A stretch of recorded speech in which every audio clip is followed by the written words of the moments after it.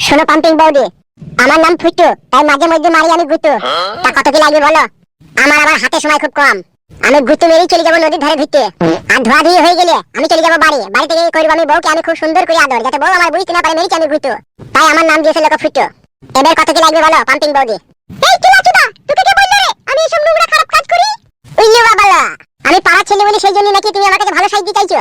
আর ভিন পাড়ার ছেলেগুলো এসে মাইকে খ্যাপ খ্যাপ করে তখন কিছু হচ্ছে না, আর আমি এখন ঠুকঠাক করে দিতেছি বলে এখন না করছো। মান মুখ ঠাড্ডা করে বেটা, তোকে কে বললো রে আমি এইসব কাজ করি? উল্লু বাবা লো, মনে হচ্ছে ভাজা মাছটা উল্টে খেতে জানে না লো। ভিন পাড়ার ছেলেগুলো খ্যাপ খ্যাপ করে মেরে গিয়ে বাইরে গিয়ে আলোচনা করছে বৌদি লিখে সামনে 300, পেছনে লিখে 250। তাই আমি এসেছি। তা আমার কাছে আছে 180 টাকা, শুধু আমি ঝাঁপ থেকে দেখে পালাবো, আমি খ্যাপ খ্যাপ করবো না। এই মান কপালে ছোড়া, কথাবার্তা ভালো করে বলবি। উল্লু বাবা লো, তাহলে পেছনটা দেখে পালাবো 120 টাকা দিয়ে। তবে রে কাটা খবর বেটা, ঝাঁটাটা কই রে? উল্লু বাবা লো।